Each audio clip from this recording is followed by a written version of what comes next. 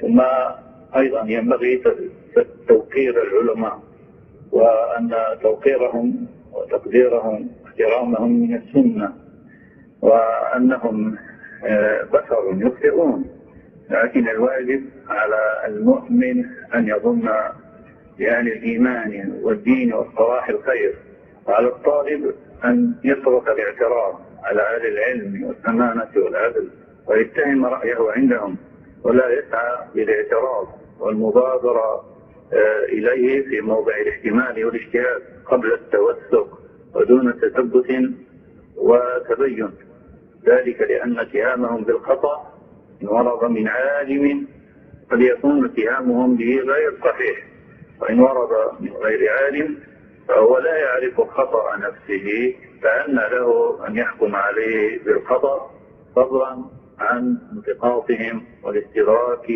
عليهم.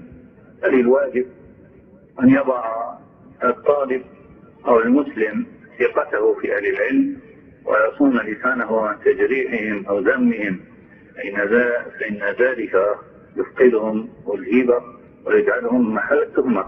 كما عليه أن يتحلى برعاية حرمتهم وترك التطاول والممارات والمداخلات، خاصة مع ملأ من الناس، فإن ذلك يوجب العجب ويورث الغرور.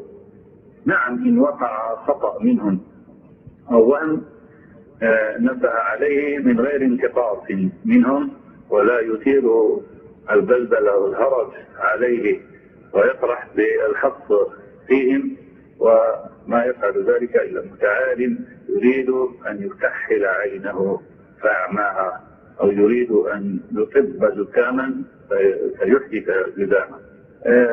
أيضا أريد أن أصل كلامي بكلام سابق، وهو أن العبد ينبغي عليه أن يعلم أن مصدر كل فضل وواجب كل خير إنما هو الله سبحانه وتعالى، وأن الله سبحانه وتعالى إذا أعطى اليوم المال والعلم والقوة والعزة والشرف قد يسلبه غدا إن شاء، وهو سبحانه وتعالى المانع الضار المعطي النافع، يعطي ويأخذ، ومن شكر نعمه وأحسن الشكر زاده، ولئن شكرتم لأزيدنكم، ومن جحدها ظاهرا وباطنا وسلوكا أو اتصف بغير ما أمر به سبحانه وتعالى وعمل منع عنه وجحد نعمه، فإن النعمة تنقلب عليه نقمة.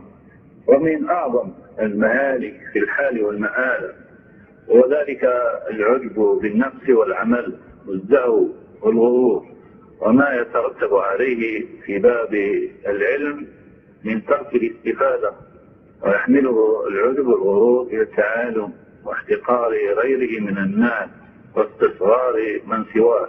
فهذه العوائق والعوائق من أكبر المطبقات ومن أكبر حوادث التي تمنع كمال المسلم أو كمال طالب العلم، فهي تصير العزة ذلا وتحول القوة إلى ضعف وتنقلب بها النعمة نقمة. لذلك جاء في الكتاب والسنة ما ينصر ويحذر من العجب والغرور لكونهما آفة تحبط العمل. الإخلاص آفته العجب، فمن أعجب بعمله حبط عمله، وكذلك من استكبر حبط عمله. وإذا كان الرياء يدخل في باب الإشراك بالخلق، والعجب يدخل في باب الإشراك بالنفس على ما نص عليه الشيخ الإسلام ابن تيمية. فالعجب أخو الرياء، فالمرائي لا يحقق إياك نعبد، والمعجب بنفسه المغرور بذاته وعمله لا يحقق إياك نستعين. وقد جاء القرآن الكريم محذرا من هذه الآفة بقوله تعالى: وغرتكم الأمان وحتى جاء أمر الله وغركم بالله الغرور.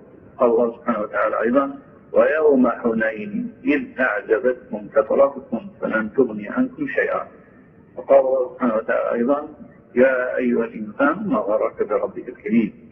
وفي الحديث 3 مهلكات شح مطاع وهوى متبع وإعجاب المرء بنفسه. وعلى المسلم أن يتعامل مع الناس بالحسنى ويعترف بحقوقهم ويكف الأذى عنهم بعدم ارتكاب ما يضرهم أو فعل ما يؤذيهم، خاصة إذا كانوا أكبر منه سنا وعلما وشرفا أو كانوا سببا في توجيهه أو لاحقه منهم شيئا من فضلهم فلهم الفضل عليه، فهم بمثابة والديه الواجب نحوهما البر وإيصال الخير لهما وكف الأذى عنهما والدعاء والافتقار لهما وإنفاذ عهدهما، فإن ذلك كله من الإحسان. والإحسان كما لا يخفى جزء من عقيدة المسلم وشخص كبير من إسلامه، ذلك لأن مبنى الدين على 3 أصول وهي الإيمان والإسلام والإحسان، كما جاء في حديث جبريل المتفق عليه حيث قال رسول الله صلى الله عليه وسلم فيه عاقبا صراط جبريل قال هذا جبريل أتاكم ليعلمكم أمر دينكم، فجعل الإحسان من الدين.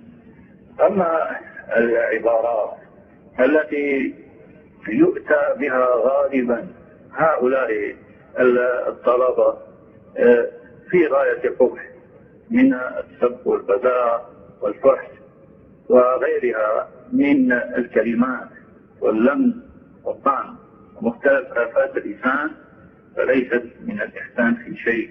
قد قال الله سبحانه وتعالى وقولوا للناس حسنا